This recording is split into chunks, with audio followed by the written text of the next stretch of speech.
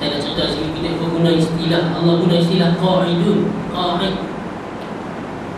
Terjemah dalam bahasa Melayu dia istilah yang panggil taqa'ud. Dia bukan sekadar duduk, dia dia macam malat. Kalau orang bahasa Arab, dia kata orang pencen ni mutaqa'id, pencen. Kalau tanya ayah kerja apa? Ayah dah pencen lah. Dia jawab, walidinya mutaqa'id. Dia saja pencen. Innaha huna qa'idun. Kita bahasa. Jadi dah terjemah bahasa Arab, kami duduk ni, dia biasa lah dia duduk kan. Qa'idun. Dia bukan sebut jalisun, duduk ijlis. Dia bahasa dah, bila terjemah ni dia hilang dia punya ni kan. Jadi Nabi Musa kata qala rabbi. Nabi Musa minta kepada Allah, Rabbi, wahai Tuhan, inni la amliku illa nafsi wa akhi. Nabi Musa tu surrender. Macam ni sekali Bani Israel sampai tahap macam ni sekali punya degil. Tak ada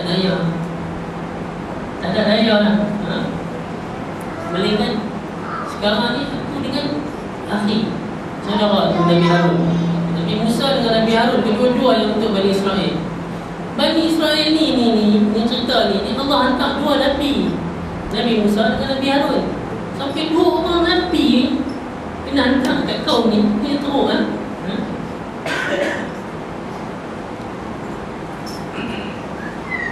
Tapi kita kena faham, bila masa Nabi Musa surrender, berlepas tangan daripada Bani Israel, la amliku illa nafsi wa akhi, fafruq bainana wa bainal qaumil fasiqin. Pisahkan kami dengan mereka. Nabi Musa dah tak berumat dah cerita dah. Ni kata Nabi tak berumat cerita ni lah.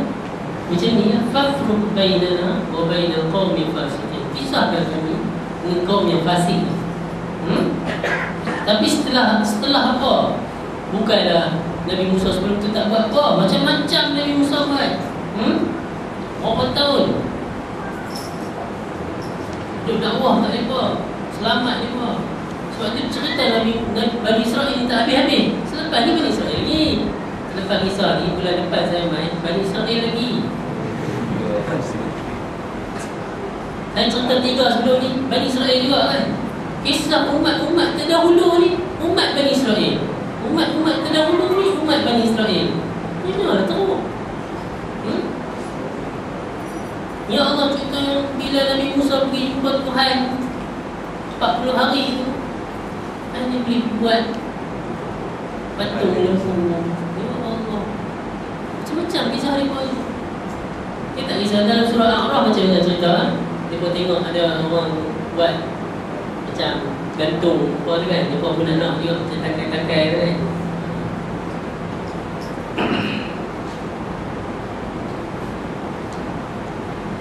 Lepas tu apa Allah kata ayat tu?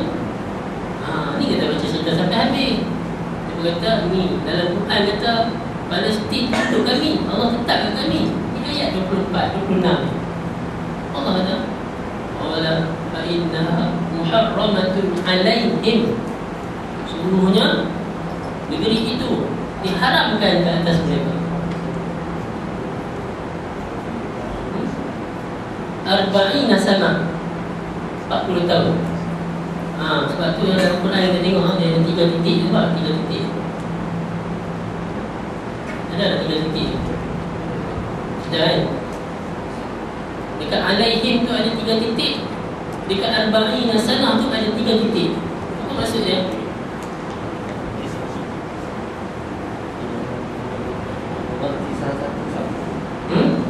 Berhenti salah satu. Berhenti salah satu. Macam dalam Alif Lam Mim Dzalikal Kitabul La Raib, 3 titik. Fihi hudal lil muttaqin. Fihi ada 3 titik. Berhenti salah satu pula. Tapi yang ni qala fa inna muharramatun alaihim. Berhenti kat situ lebih tepat. negeri itu diharamkan ke atas mereka. Kalau kata negeri itu diharamkan ke atas mereka 40 tahun, boleh juga. Tapi sebenarnya sebab apa? 40 tahun, arba'ina sanatan yatihuna fil ard. Dia kata nak abang sini, adakah negeri itu diharamkan ke atas mereka 40 tahun ataupun 40 tahun mereka ni yatihuna fil ard? Apa maksud yatihun? Tih, bahasa Arab tih. Jadi terjemah apa? Yatihuna fil ard.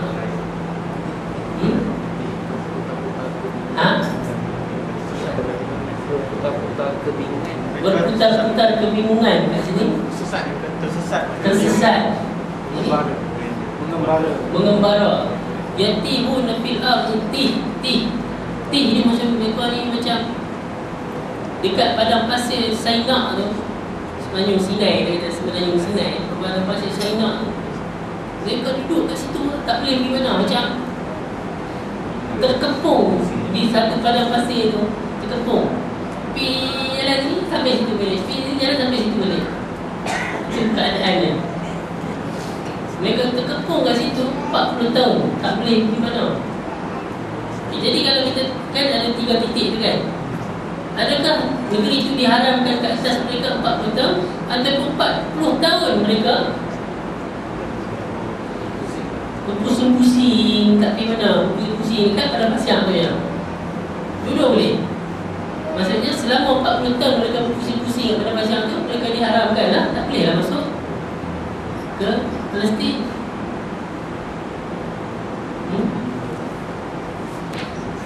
Jadi ulama tafsir tu cuba dia fikir juga.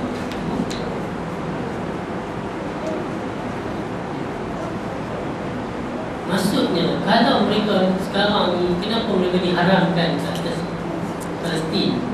Kerana mereka nak perintah Allah. Selagi mana mereka tidak beriman dan mengikut perintah Allah, selagi itulah mereka diharamkan ke atas Palestin. Kita bukan memusuhi Yahudi kerana mereka Yahudi. Kalau mereka beriman kepada Allah, takkan mereka tak boleh duduk kat Palestin tu?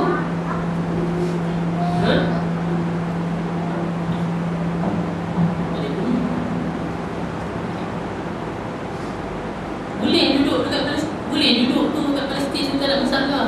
Kalau dia beriman, kalau dia ikut perintah Allah. Jadi inilah. Jadi kenapa 40 tahun? Ulama tafsir cuba menjawablah kenapa 40 tahun. Kita seolah-olah 40 tahun ni adalah kehidupan satu generasi. Kehidupan satu generasi. Allah menghendaki bahawa generasi itu hilang, lenyap generasi itu.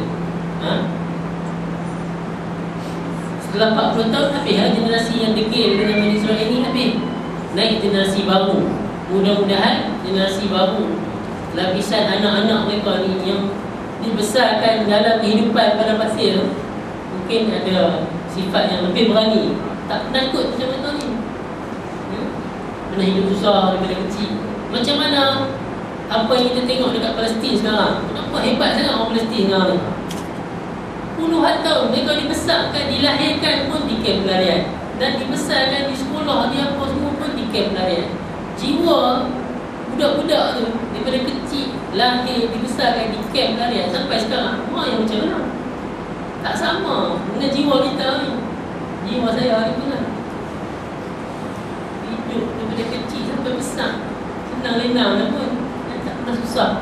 Nak kena tak pernah susah pun, tak pernah terkeluran pun. Hari makan, tengoklah badan. Tak sama macam tu lah. Saya pernah sebut pengarang buku ni, Dr. Solah Fakat Al-Khalidi. Dia ni orang Palestin, hidup dalam pelarian di Jordan. Profesor doktor dan tafsir. Berapa ramai orang Palestin